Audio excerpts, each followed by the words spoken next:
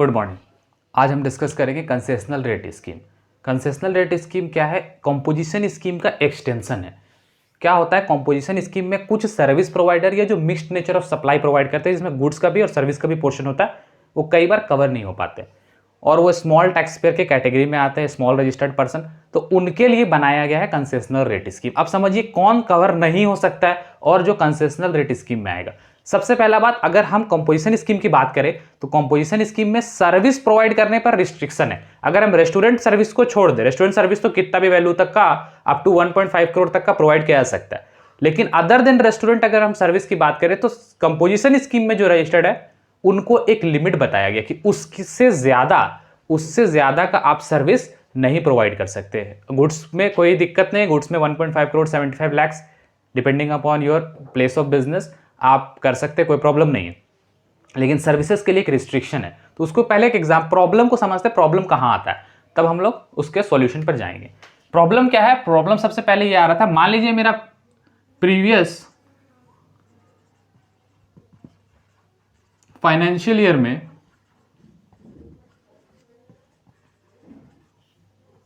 Aggregate turnover this is aggregate turnover, okay. Aggregate turnover was 45 lakhs। अब हमको बताइए ये फाइनेंशियल ईयर 2019-20 था। अब हमको बताइए अगर हम फाइनेंशियल ईयर 2021 की बात करें तो हम कितना तक का सर्विस प्रोवाइड कर सकते हैं। तो वो बताया गया था कि 10% of the previous year aggregate turnover और ₹5 lakh whichever is higher, वहां तक का आप सर्विस प्रोवाइड कर सकते हैं। तो यहां पे हम कितना तक का सर्विस प्रोवाइड कर सकते हैं इस ईयर में? इसका 10%, दैट मीन्स 4.5 लाख और 5 lakh whichever is higher. जो इन दोनों में से ज्यादा, तो इन दोनों से ज्यादा कौन है? 5 लाख ज्यादा है, तो 5 लाख तक का हम सर्विस प्रोवाइड कर सकते हैं। अब कोई मान लीजिए बिजनेस है, वो चाहता है हम 10 लाख का सर्विस प्रोवाइड करें, या हम 20 लाख का सर्विस प्रोवाइड करें, या 25 लाख का सर्विस प्रोवाइड करें, तो अभी ये कर सकता है कंपोजिशन स्कीम में रहते हुए? नहीं कर सकता। ये चाहता है वो हम गुड्स में डील ही नहीं करें, सिर्फ सर्विस प्रोवाइड करें इस साल, तो पॉसिबल नहीं होगा उसके लिए, क्योंकि उसके लिए तो एक लिमिट बन जाता है कि वो प्रीवियस ईयर के टर्नओवर के 10% और 5 लाख उतना ही तक का सर्विस प्रोवाइड कर सकता है। यहाँ पे 4.5 लाख का या 5 लाख का सर्विस प्रोवाइड कर सकता है, विच एवर इज हायर। तो 5 लाख ज्यादा, 5 लाख मान लेते हैं। यहाँ पे उसका प्रीवियस ईयर में टर्नओवर 65 लाख था, तो इसका इस साल में लिमिट कितना हो जाता? 6.5 लाख और 5 lakh whichever is higher, तो ये वाला हायर हो जाता। तो मैक्सिमम 6.5 लाख तक का ही सर्विस प्रोवाइड कर सकता है। गुड्स की बात नहीं कर रहे, सर्विस की बात कर रहे। लेकिन उसको सर्विस प्रोवाइड करना है फॉर एग्जांपल 20 लाख का, 25 लाख का, 30 लाख का, तो कैसे करेगा? तो उसके लिए गवर्नमेंट क्या बोली है? ऐसे सर्विस प्रोवाइडर जो सिर्फ सर्विस ही प्रोवाइड करते हैं, तो उनके लिए क्या है? उनके लिए गवर्नमेंट एक कंपोजिशन स्कीम से मिलता जुलता ही स्कीम है और उसी का एक्सटेंशन बोल देंगे हम उसको, क्योंकि वो एक नोटिफिकेशन आया था बाद में सेक्शन 10 में ही, सेक्शन 10(2)(a) इंसर्ट किया गया, जिसमें ये कंसेशनल रेट कवर होता है। तो पहली बार नोटिफिकेशन आया था 2019 में। The notification was known as notification number 2 2019 central tax rate का CTR नोटिफिकेशन था। ये आया था 7 मार्च 2019। इससे रिलेटेड एक और नोटिफिकेशन मार्च में ही आया था कि ये स्कीम अब किसके ऊपर एप्लीकेबल होगा, कैसे इस पे काम होगा। तो कुछ कंडीशन और रिस्ट्रिक्शन बताया गया है कि सब कोई कंसेशनल रेट स्कीम में नहीं आएगा। ऐसा नहीं है कि सब कोई कंसेशनल रेट, जैसे कंडीशन वहां पे था कंपोजिशन में, यहां पे भी कुछ कंडीशंस है, बल्कि यहां पे टर्नओवर का लिमिट को और कम कर दिया गया है। तो वो कंडीशन और रिस्ट्रिक्शन हम समझ लेते हैं। पहली बात समझ, प्रॉब्लम किनको हो रहा था? स्मॉल सर्विस प्रोवाइडर्स को, या फिर जो मिक्स नेचर का सप्लाई देते हैं जिसमें सर्विस का पोर्शन हो सकता है ज्यादा हो और वो अलाउ नहीं कर रहा है कंपोजिशन स्कीम उनको, तो वो लोग यहां पे आ सकते हैं।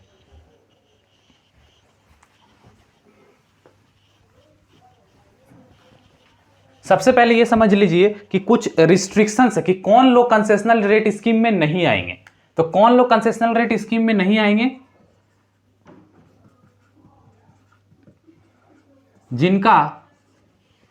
जिनका प्रीवियस फाइनेंशियल ईयर में टर्नओवर 50 लाख को एक्सीड कर जाता है। टर्नओवर एक्सीड्स ₹50 लाख ये 50 लाख है, 50 लाख, ठीक है, 50 lakh in previous financial year, previous financial year. पिछले साल अगर मेरा टर्नओवर 45 लाख था तो कोई दिक्कत नहीं है, 45 लाख था तो हम आराम से ले सकते हैं रजिस्ट्रेशन, कोई प्रॉब्लम नहीं। अच्छा अभी मान लेते हैं, एग्जांपल ले लीजिए कि मेरा टर्नओवर पिछले ईयर में 65 लाख था, तो 65 लाख के केस में हम रजिस्ट्रेशन ले सकते हैं। इस साल हम बात कर, इस साल के टर्नओवर की बात नहीं करें, वो हम बाद में बात करेंगे। अभी हम पहले देखते हैं कि हम क्या एलिजिबल है कि नहीं, कि मेरे ऊपर रिस्ट्रिक्शन है कि हम ले ही नहीं सकते। पहले एलिजिबिलिटी चेक करें। एलिजिबिलिटी क्या है? प्रीवियस ईयर का turnover should not exceed 50 lakh. 45 lakh है ले सकते हैं, 49 लाख से ले सकते हैं, 50 लाख है ले सकते हैं, बट 50 लाख से 1 रुपया भी ऊपर जाएगा, एक्सीड करेगा तो फिर मेरे लिए इस साल दिक्कत है। इस साल हम कंसेशनल रेट स्कीम ऑप्ट नहीं कर सकते, कंसेशनल रेट स्कीम ऑप्ट नहीं कर सकते। ये भी एक ऑप्शनल स्कीम है, आप चाहो तो ऑप्ट करो, ना चाहो तो रेगुलर में ही रह लो, ठीक है। तो there is a restriction. Restriction क्या है? 50 लाख का टर्नओवर, कब? प्रीवियस ईयर में। मतलब अगर एग्जांपल ले लो, एग्जांपल है प्रीवियस ईयर में, प्रीवियस फाइनेंशियल ईयर में मेरा टर्नओवर था, टर्नओवर एग्रीगेट टर्नओवर कितना था? एग्रीगेट टर्नओवर था फॉर एग्जांपल 445 लाख। बताइए एलिजिबल है? बिल्कुल एलिजिबल है। अगर मेरा टर्नओवर एलिजिबल है, हाँ। अगर मेरा टर्नओवर है 52 लाख, एलिजिबल है? नहीं, एलिजिबल नहीं है। अब यहां पे जो टर्नओवर बात हो रहा है, जैसे कंपोजिशन स्कीम में बताया उसी तरह से टर्नओवर में क्या क्या आएगा? टर्नओवर में टैक्सेबल सप्लाई भी आएगा, टैक्सेबल सप्लाई भी आएगा, साथ साथ में एग्जेम्प्ट सप्लाई भी आएगा, टैक्सेबल सप्लाई भी, एग्जेम्प्ट सप्लाई भी। आप समझ लीजिए टर्नओवर, पिछले साल का टर्नओवर का बात कर रहे हैं, टैक्सेबल सप्लाई और exempt supply. But exempt supply में एक सप्लाई कभी भी काउंट नहीं होता, वो पहले ही बताया और अभी भी बताते, बाकी सारा तरह का एग्जेम्प्ट सप्लाई ऐड हो जाएगा पिछले साल वाला। जैसे आप मान लीजिए इसमें क्या क्या कवर हो जाता है एग्जेम्प्ट में? Nil rated, zero rated, tax, non GST supply वगैरह सब इसी में हम बोलते हैं कि इसी के अंदर आ जा रहा है। नॉन जीएसटी सप्लाई है, एसईजेड को सप्लाई दे दिए हैं, या कोई टैक्सेबल सप्लाई ऐसा है, चाहे वो इंट्रा स्टेट टैक्सेबल सप्लाई हो या इंटर स्टेट टैक्सेबल सप्लाई हो, सारा कुछ ऐड होना है इसमें। ये प्रीवियस ईयर की बात कर रहे हो सकता है हम प्रीवियस ईयर में रेगुलर डीलर हो, रेगुलरली तो हम इंटर स्टेट सप्लाई कर सकते थे, किए होंगे, हो सकता है हम नॉन जीएसटी सप्लाई किए होंगे, हो सकता है हम एसईजेड को सप्लाई किए हो, सब कुछ ऐड होना। बट एक तरह का एग्जेम्प्ट सप्लाई ऐड नहीं होगा, एक्सेप्ट कौन वाला? जो पहले ही बताए हैं, एंट्री नंबर 27 वाला। एंट्री नंबर 27 में एक आइटम है, क्या है? Services by the way of services लिख लीजिए इसको, services by way of providing loans, deposits, advances for consideration in form of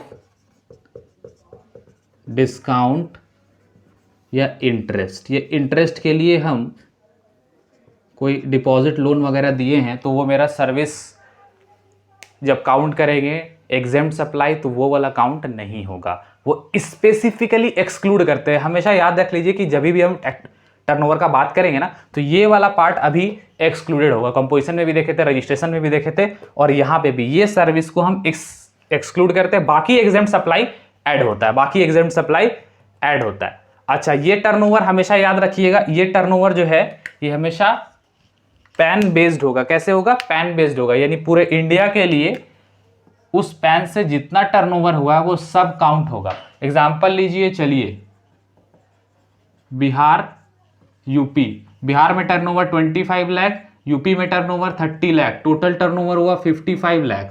अब बताइए रजिस्ट्रेशन हम कंसेशन में करा सकते, मतलब कंसेशनल स्कीम में हम आ सकते हैं इस साल में? ये प्रीवियस ईयर की बात कर रहे हैं, बिल्कुल नहीं आ सकते। 50 लाख मेरा एक्सीड कर रहा है दोनों। अब बोलिएगा बिहार में तो नहीं, तो हमको क्लब करना है, और एक यूनिट अगर कंसेशनल रेट स्कीम में आएगा तो ये डीम्ड है कि दूसरा यूनिट को भी कंसेशनल रेट स्कीम में आना होगा। ऐसा नहीं हो सकता है कि एक रेगुलर में है और दूसरा कंसेशनल में है। तो ये 50 लाख हो गया। अब इस 25 में से हो सकता है कि कुछ पोर्शन मान लो 5 लाख एग्जेम्प्ट वाला हो, बट एग्जेम्प्ट में याद रखिएगा ये वाला एग्जेम्प्टेड नहीं आता, ये वाला एग्जेम्प्टेड नहीं आता, इसको कभी भी हम काउंट नहीं करें। इसके अलावा हो सकता है कुछ और एग्जेम्प्ट सप्लाई वगैरह दिए होंगे तो वो काउंट हो जाएगा। और बाकी का 20 लाख मेरा टैक्सेबल सप्लाई, तो ये जोड़कर 25 लाख आया, प्लस 30 लाख यहाँ का पूरा टैक्सेबल सप्लाई, तो 55 ये एलिजिबल नहीं है। अब मान लेते हैं यहाँ पे टर्नओवर है 20 लाख, यहाँ पे टर्नओवर है 25 लाख, ये हो गया 45 लाख। तो अब कंसेशनल रेट लेंगे, और कंसेशनल रेट जब लेंगे तो बिहार के लिए लेंगे तो यूपी के लिए भी हो जाएगा, यूपी के लिए लेंगे तो बिहार के लिए भी हो जाएगा। ऐसा नहीं हो सकता एक जगह अलग होगा, एक जगह कंसेशनल होगा, एक जगह रेगुलर होगा, दोनों जगह कंसेशनल होगा। क्लियर? ये जैसे कंपोजिशन में था बस उसी तरह से है। समझ में आ गया? प्रीवियस ईयर का टर्नओवर आपको देखना है और वो 50 लाख से ज्यादा नहीं होना चाहिए। 50 लाख से ज्यादा है तो भैया कंसेशनल रेट स्कीम आप नहीं लेंगे, आप जाएंगे रेगुलर में। दूसरा कंडीशन, अब आप बोलिएगा हम रेगुलर में नहीं जाकर के कंपोजिशन में जाते, तो आप अपना कंपोजिशन वाला एलिजिबिलिटी चेक कर लीजिए। अगर कंपोजिशन में आप एलिजिबल है तो बिल्कुल जाइए, लेकिन अगर आप कंपोजिशन में एलिजिबल हैं तो आपको कंसेशनल रेट स्कीम में रजिस्ट्रेशन नहीं मिलेगा। अगर आप कंपोजिशन में एलिजिबल है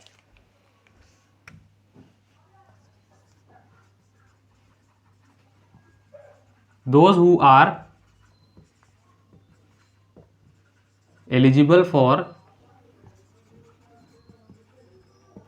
composition scheme and can get registration in accordance with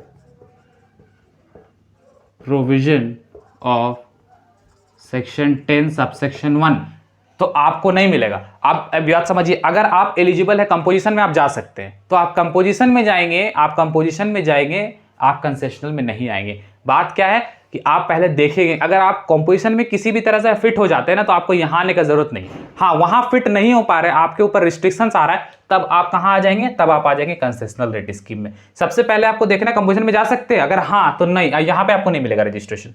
ठीक है, तो सबसे पहले जो लोग वहां इनएलिजिबल है वही लोग यहाँ पे एलिजिबल हो सकते हैं। उसके अलावा भी यहाँ और कंडीशन है इनएलिजिबिलिटी का, ऐसा नहीं है कि वहां नहीं है तो यहाँ पे आ जाएंगे। आप बोलिएगा मेरा टर्नओवर तो 3 करोड़ का है तो हम तो कंपोजिशन में नहीं आते हैं, तो हम कहां आ जाएंगे? कंसेशनल में नहीं।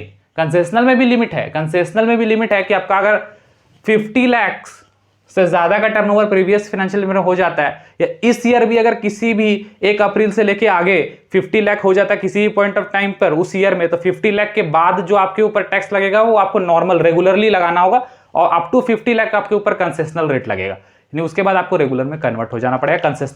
कंसेशनल रेट स्कीम को विड्रॉ कर लेना होगा।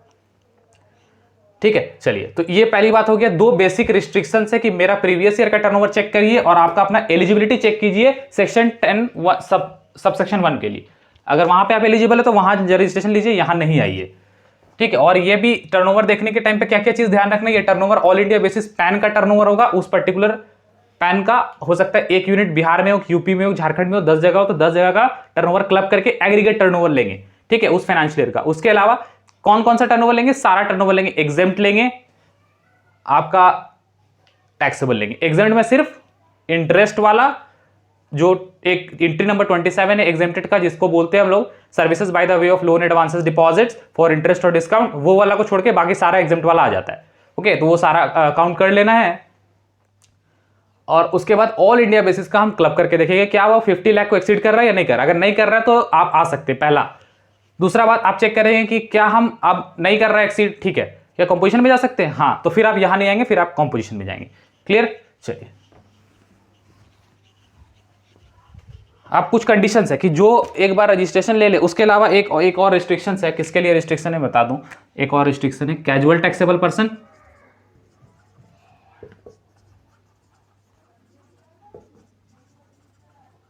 कैजुअल टैक्सेबल पर्सन और नॉन रेसिडेंट टैक्सेबल पर्सन। ये भी कंसेशनल रेट स्कीम को ऑप्ट नहीं कर सकते, कंसेशनल रेट स्कीम को ऑप्ट नहीं कर सकते।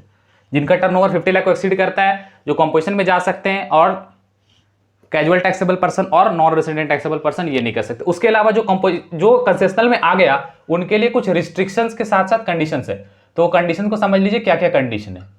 सबसे पहला बात कि इस ईयर में 50 लाख को एक्सीड करेगा तो आपको क्या करना है?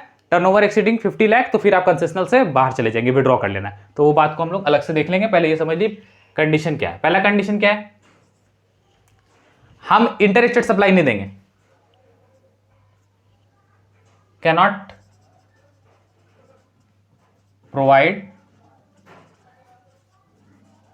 Inter state supply.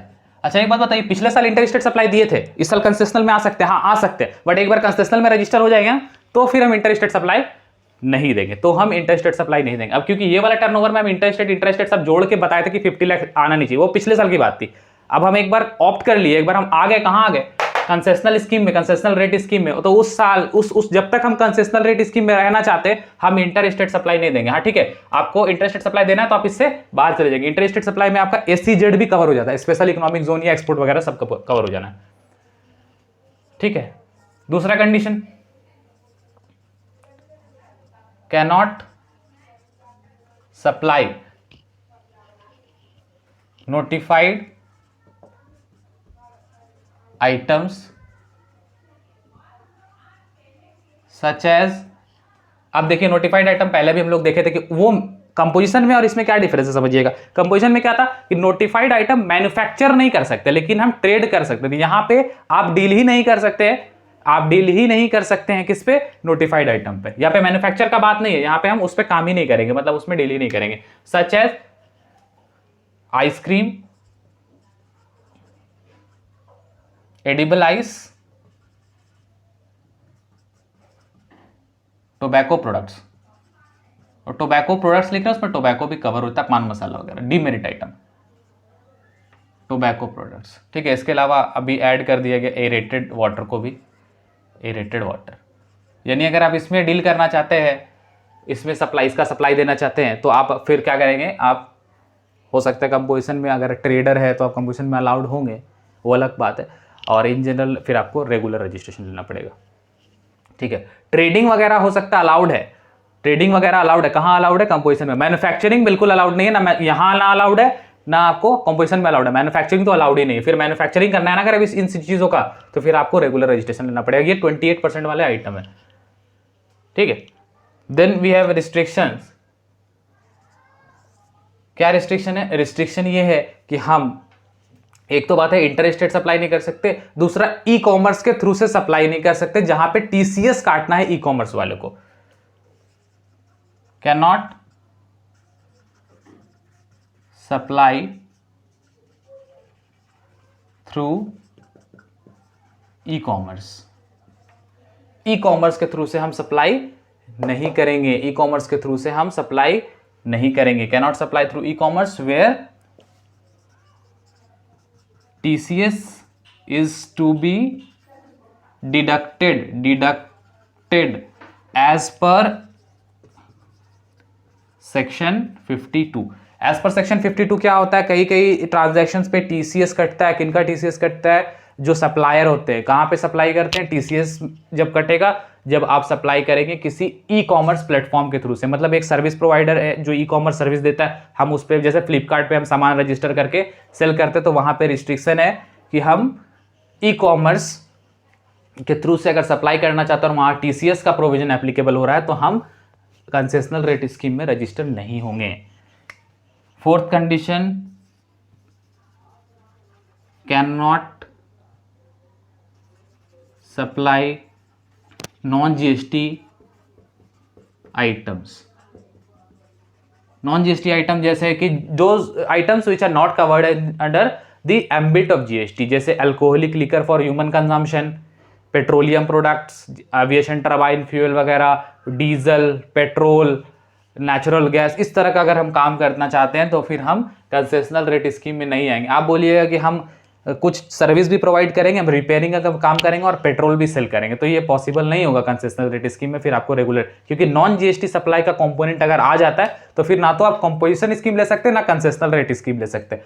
तो ये कंडीशन है, ये बेसिकली 4 कंडीशन से। एक बार अगर आप आ गए, हो सकता है पिछले इस ईयर आप नॉन GST सप्लाई दिए होंगे, कोई दिक्कत नहीं है, आप अभी कंसेशनल ले लिए ना, अब आपको नहीं देना, आगे की बात हो रही, अब आपको नहीं देना, ये पहले चेक करना है, ये लेने के बाद में कंडीशन सप्लाई होना है। उसके अलावा और क्या क्या कंडीशन है, छोटा छोटा कंडीशन है, जैसे कंपोजिशन स्कीम में होता था वैसे ही कि हम कस्टमर से टैक्स नहीं कलेक्ट करेंगे, बिल्कुल नहीं, हम टैक्स इनवॉइस इशू नहीं करेंगे, नहीं करना है। उसके अलावा हम आईटीसी का कोई भी बेनिफिट नहीं लेंगे, अपने सारे प्रोमिनेंट प्लेस ऑफ बिजनेसेस पे कंसेशनल रेट स्कीम आपको लगाना है।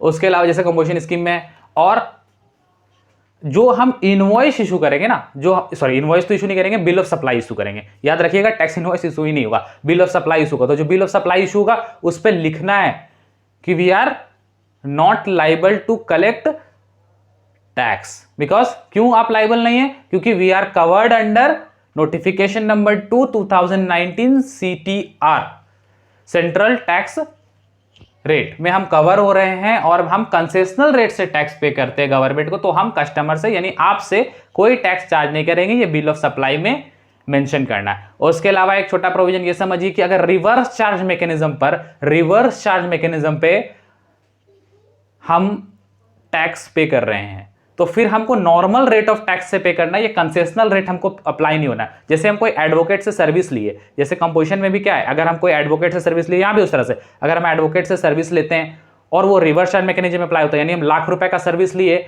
और 18,000 जीएसटी पे करना है, उस पर 18,000 जीएसटी पे करना है, तो जीएसटी हम एडवोकेट को ना दे के हम खुद से गवर्नमेंट को जमा कराएंगे, तो उस केस में आप ये बोलिए कंसेशनल रेट में उस टर्नओवर को जोड़ते, बिल्कुल नहीं, वो 18,000 आप नॉर्मल रेट से डिपॉजिट कराएंगे इनवर्ट सप्लाईज के ऊपर में, जहां पर रिवर्स चार्ज अप्लाई होता है। क्लियर, वहां पे ये काम नहीं करने वाला, कंसेशनल रेट से वहां पे हम पेमेंट नहीं कर सकते। अब एक बात आता है कि इसमें रेट ऑफ टैक्स क्या है, कंडीशन रेस्ट्रिक्शन समझ में आ गया। अब इस पे रेट ऑफ टैक्स क्या है, तो इस पे रेट ऑफ टैक्स है 3% for CGST and 3% for SGST और यूटीजीएसटी। तो रेट ऑफ टैक्स क्या है, rate of tax is 3% CGST and 3% SGST.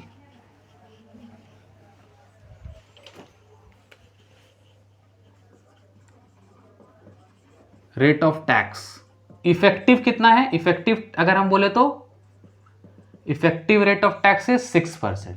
6% दो तरह से, कैसे, दो टैक्सेस के रूप में जमा होना, 3% सीजीएसटी, 3% एसजीएसटी और यूटीजीएसटी। क्लियर है। अब ये 3% ये 6% किसका कैलकुलेट होगा, तो ये 3% और 6% सारे टर्नओवर का आपका ऐड होगा। एग्जांपल लेते हैं, क्वार्टर का बात करें, ये भी क्वार्टरली, इसमें भी टैक्स पेमेंट होना है, तो एक क्वार्टर लेते हैं। अभी हम रजिस्टर्ड है कंसेशनल रेट पे, ये मान के चलते हैं, तो ये दिसंबर हो गया, ये अक्टूबर से दिसंबर का क्वार्टर है 2019 का, हम कंसेशनल रेट स्कीम में रजिस्टर्ड है। तो इस पर्टिकुलर क्वार्टर में मेरा एग्जेम्प्ट सप्लाई हुआ 2 लाख का एंड टैक्सेबल सप्लाई हुआ 30 लाख का, तो ये हो गया 32 लाख। अब याद रखिएगा इसमें टोटल ऐड होता है, इस क्वार्टर में अगर एग्जेम्प्ट सप्लाई भी दिए तो वो भी ऐड उसमें ऐड होगा जिस पर टैक्स पे करना है, और टैक्सेबल सप्लाई। एग्जेम्प्ट सप्लाई में एक चीज ऐड नहीं होता, वही लोन, डिपॉजिट, एडवांस, जो इंटरेस्ट या डिस्काउंट के लिए दिया गया हो, ये वाला ऐड नहीं होगा इस एग्जेम्प्ट में। बाकी कुछ एग्जेम्प्ट है तो हो जाएगा। अच्छा बोलिएगा नॉन जीएसटी सप्लाई हो सकता है, बिल्कुल नॉन जीएसटी सप्लाई नहीं होता, क्योंकि नॉन जीएसटी सप्लाई तो कंसेशनल वाले कर नहीं सकते। अब आप बोलिएगा कि हम एसईजेड को सप्लाई किए, इंटर स्टेट सप्लाई, वो ऐड होगा, इंटर स्टेट सप्लाई भी नहीं कर सकते, एसईजेड को भी सप्लाई नहीं कर सकते क्योंकि उसको भी इंटर स्टेट माना जाता है। उसके अलावा अगर हम बात करें कि आप एक्सपोर्ट करते, वो ऐड होगा, एक्सपोर्ट भी नहीं कर सकते कंसेशनल रेट वाले, क्यों, क्योंकि इस एक्सपोर्ट को भी इंटर स्टेट सप्लाई मानेंगे और वो भी यहाँ पे रिस्ट्रिक्टेड है। तो ये 32 लाख के ऊपर में 3% और 3% कैलकुलेट करके टैक्स का पेमेंट कर देना उस क्वार्टर के लिए। ठीक है, अब समझिए ये 32 लाख है, तब तक तो ठीक है। अगर हम बोले कि मेरा टर्नओवर 50 लाख को एक्सीड कर गया उस ईयर में, 50 लाख को, तो फिर जब तक 50 लाख है, फर्स्ट 50 लाख 1 अप्रैल से लेकर के, ये 1 अप्रैल है, यहां से लेकर के जब तक 50 लाख हो जाए तब तक तो आप कंसेशनल रेट से देते रहेंगे। जैसे ही 50 लाख के बाद का कोई अमाउंट आ जाता है, मान लीजिए ये मेरा 1 सितंबर से मेरा टर्नओवर ये इसी बीच में 50 लाख हो गया, इसके बाद मेरा टर्नओवर जो भी होगा तो फिर यहाँ से आपको कन्वर्ट करना पड़ेगा। कन्वर्ट आप कैसे करेंगे? विड्रॉ करेंगे। विड्रॉ क्या चीज़ को करेंगे? Concessional rate scheme. कैसे विड्रॉ करते हैं? CMP 04 फॉर्म फाइल करना होता है। यहाँ पे आप क्या करेंगे? CMP 04 फॉर्म फाइल करेंगे और आप अपना registration as concessional rate scheme withdraw कर लेंगे। फिर आप रेगुलर में कन्वर्ट हो जाएंगे। देन आपके ऊपर सारा provisions as a regular tax payer apply हो जाएगा। आप कस्टमर से टैक्स भी कलेक्ट करेंगे और आप अपना ITC का बेनिफिट्स भी लेंगे। कंसेशनल में रहते हुए कोई ITC का बेनिफिट नहीं मिलेगा, कोई कस्टमर से टैक्स नहीं कलेक्ट करना। आपको क्या करना है? अपना एग्रीगेट टर्नओवर कैलकुलेट करना है उस पर्टिकुलर स्टेट का। जैसे ये हम बात कर रहे थे जिस भी स्टेट का, अगर 32 लाख ये एक स्टेट का, अगर मेरा एक और स्टेट में 2 लाख का ट्रांजैक्शन हुआ था तो वहां का अपना 2 लाख का 3% SGST 3% CGST पे होगा। बिहार के लिए अलग होगा, झारखंड के लिए स्टेट वाइज पेमेंट होता है, state wise form return file होगा क्योंकि रजिस्ट्रेशन अलग अलग है। हाउएवर एग्रीगेट टर्नओवर हम कब चेक करते हैं? जब हम रजिस्ट्रेशन का as a concessional rate scheme eligibility check करते हैं। जब हम कंसेशनल रेट स्कीम का एलिजिबिलिटी चेक करते हैं तो हम क्लब करते हैं। हाउएवर रिटर्न वगैरह या पेमेंट वगैरह स्टेट वाइज होता है, स्टेट वाइज या बोल सकते हैं रजिस्ट्रेशन वाइज। इनफैक्ट अगर स्टेट में 2 रजिस्ट्रेशन है तो भी आपको अलग अलग रजिस्ट्रेशन के लिए 2 अलग अलग पेमेंट करना पड़ेगा, उनका अपना अपना टर्नओवर कैलकुलेट करके। तो ये बोल सकते हैं रजिस्ट्रेशन वाइज स्टेट में। जनरली स्टेट में एक ही कंपलसरी रजिस्ट्रेशन हो सकता है, एक के अलावा भी आप ले सकते हैं, वो ऑप्शनल होता है। तो ये रेट समझ में आ गया। अब एक चीज समझते हैं, यहाँ पे एक रजिस्ट्रेशन के लिए ना एक कंफ्यूजन हो रहा था कई बार कि रजिस्ट्रेशन के लिए जो लिमिट डिस्क्राइब्ड है उसमें जब रजिस्ट्रेशन नहीं लिया और साल शुरू हो गया है तो क्या वो वाला टर्नओवर ऐड होता है इसमें चेक करने के लिए कि मेरा 50 लाख उस साल हुआ है कि नहीं हुआ? तो उसको एक बार समझ लेते हैं और उतना डिटेल में हम डिस्कस नहीं करेंगे, बट आपको ओवरव्यू तो एक समझ में आना चाहिए कि क्या है। समझ लीजिए मेरा यहां से यहां तक का टर्नओवर, ये कहां से कहां तक है? ये मान लो इधर यहां तक है। ये 1 अप्रैल से हम काउंट करना शुरू करते हैं। 1 अप्रैल से लेके मेरा 31 जुलाई, 1 अप्रैल से 31 जुलाई, यहाँ पे ये 31 जुलाई, यहाँ पे मेरा जो टर्नओवर हुआ ये 20 लाख का हुआ। तो यहाँ से यहाँ तक हम रजिस्ट्रेशन GST में नहीं लिए थे, अभी हमको नॉर्मल बिजनेस रजिस्ट्रेशन का जरूरत नहीं पड़ा क्योंकि हम सर्विस प्रोवाइडर है तो 20 लाख की लिमिट एक्सीड कर रहे हैं और हम नॉर्मल स्टेट में है तो मेरे ऊपर रजिस्ट्रेशन का लाइबिलिटी आ जाएगा, तो हम इधर से रजिस्ट्रेशन ले लिए। अब यहाँ से यहाँ तक रजिस्ट्रेशन लिए, मान लीजिए 31 जुलाई को ही अप्लाई किया, रजिस्ट्रेशन वगैरह आ गया इधर अगस्त में, ठीक है। तो इफेक्टिव डेट माना जाता है, आपको मालूम होगा जिस दिन से मेरा लाइबिलिटी काउंट होता है। अगर हम विदिन 30 डेज अप्लाई कर दे तो मेरा इफेक्टिव डेट ऑफ लाइबिलिटी सही होता है, इफेक्टिव डेट ऑफ रजिस्ट्रेशन, ठीक है। तो और इधर मेरा हो गया 30 लाख का टर्नओवर। कहाँ तक? ये जुलाई था, ये मान लीजिए 31 अक्टूबर की बात कर रहे हैं यहाँ तक।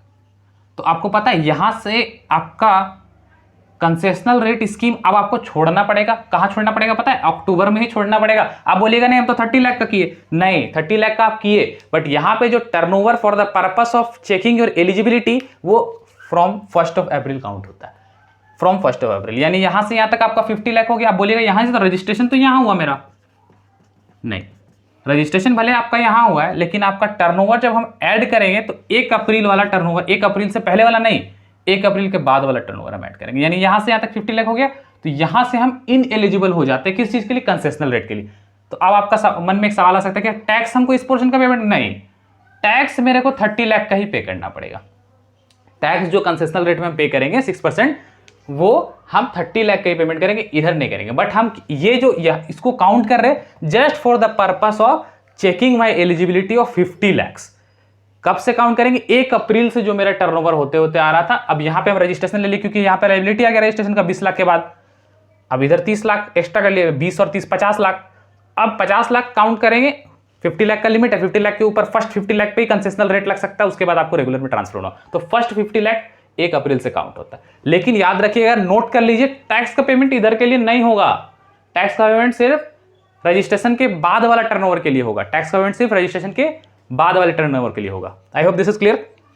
Now one more small thing कि एक नोटिफिकेशन और आया था 29 मार्च 2019 को। उस नोटिफिकेशन में ये कहा गया है कि अगर आपके पास कोई स्टॉक है, अब आप कंसेशनल रेट में चले गए और स्टॉक अवेलेबल है और उस स्टॉक पर आईटीसी आपने क्लेम कर रखा है, उस स्टॉक पर आईटीसी आपने क्लेम कर रखा है और वो अभी स्टॉक आपके पास पड़ा हुआ है, उस स्टॉक का आईटीसी आप क्लेम कर लिए, तो आपको आईटीसी रिवर्स करना पड़ेगा या फिर कैश लेजर से पेमेंट, यानी डेबिट करना होगा कैश लेजर या क्रेडिट लेजर, और उसके बाद भी अगर कुछ आईटीसी बच जाता है तो वो लैप्स हो जाएगा। ये सिंपल सा एक नोटिफिकेशन आया था कि मेरा जो स्टॉक है जिस डेट पे कन्वर्ट हुए कंसेशनल में आ गया, क्योंकि कंसेशनल में हम आईटीसी का बेनिफिट तो ले नहीं सकते, और मेरे पास वो स्टॉक है जिस पर हमने आईटीसी का क्लेम वगैरह ले रखा था पहले, तो उसको मेरे को डेबिट करना होगा कैश लेजर या क्रेडिट लेजर से, रिवर्सल करते हैं क्रेडिट का, और उसके बाद में अगर कुछ उसके बावजूद मेरे पास बच जाता है क्रेडिट, तो वो लैप्स हो जाता है, दैट क्रेडिट विल लैप्स। आप जिस दिन आपका यहां पे आपको क्या करना पड़ेगा, अब यहां पे हमको विड्रॉ करना पड़ेगा। क्या चीज विड्रॉ करना पड़ेगा? अपना कंसेशनल रेट स्कीम को विड्रॉ करना पड़ेगा, CMP 04 फाइल करके अपना रजिस्ट्रेशन विड्रॉ कर लेंगे। बाकी सारा टैक्सेस वगैरह जो पेमेंट होता है वो CMP 08 से ही होता है। रजिस्ट्रेशन भी वैसे, रजिस्ट्रेशन एक तो हो सकता है कि आप कन्वर्ट कर रहे हो, आप चाह रहे हो कि नहीं हम पिछले साल तो रेगुलर में थे, इस साल कंपोजिशन में आ जाए, तो CMP 02 फाइल करके आप आ सकते हैं। बट एक बार आ जाइएगा तो साल भर उसमें रहने का जरूरत नहीं है। आपको क्या करना है, आपको टर्नओवर चेक करना है, आपका टर्नओवर जहां पे भी पार कर जाएगा। अब यहां आ तो गए, यहां पे मान लीजिए यहां से कंसेशन एग्जांपल एक और लीजिए, हम शुरू से ही कंसेशनल रेट में थे, तो जहां पे भी 50 लाख मेरा क्रॉस कर जाएगा वहां से हमको विड्रॉ कर लेना होगा, विड्रॉ कर लेना होगा। ठीक है, ये वाला में यहां से यहां तक रजिस्ट्रेशन नहीं था, इसमें पूरा से पूरा में हम रजिस्टर्ड है। दोनों केस में क्या होगा, जैसे ही 50 लाख क्रॉस करेगा हमको अपना रजिस्ट्रेशन विड्रॉ कर लेना उस ईयर में। क्लियर? अच्छा, मेरा 50 लाख क्रॉस नहीं किया, अब 50 लाख क्रॉस नहीं किया तो अब हमको क्या करना है, फिर भी हम चाहते हैं कि नहीं हम अपना रेगुलर में कन्वर्ट हो जाए। बिल्कुल आप हो सकते हैं, वही CMP 02 फॉर्म फाइल करेंगे तो आप कन्वर्ट हो जाएंगे, कोई प्रॉब्लम नहीं है उसमें। एक बार आप कन्वर्ट हो गए, आप फिर बोलिएगा फिर हम कंपोजिशन में आ जाए या फिर हम कंसेशनल में आ जाए, तो अगले साल फिर आप आएंगे, इस साल नहीं आएंगे, वो भी अगले साल आपको ऑप्ट करना पड़ेगा। कभी कभी डेट वो आपका बिफोर फाइनेंशियल ईयर ही ऑप्ट करना होता है, ड्यू टू कोविड वगैरह अभी जून हुआ था, शायद अभी फिर से एक्सटेंड हुआ वो डेट। ठीक है, फॉर ऑप्टिंग कंपोजिशन और कंसेशनल रेट स्कीम। अच्छा, शुरू बार में ही आपको कंसेशनल रेट स्कीम लेना है तो आप क्या करेंगे, आप REG 01 जो फाइल करते हैं उसमें बस आपको ऑप्शन मिलेगा, आप उसको चूज कर लेंगे, आपका रजिस्ट्रेशन कंसेशनल रेट स्कीम में हो जाएगा। बट हमेशा याद रखिए, लोग गलती करते हैं, आपको कंडीशंस पता होना चाहिए कि ये सब कंडीशंस है, अगर इस कंडीशन से हम बाहर चले जाएंगे ना तो मेरे लिए कंसेशनल रेट स्कीम अवेलेबल नहीं है। क्लियर?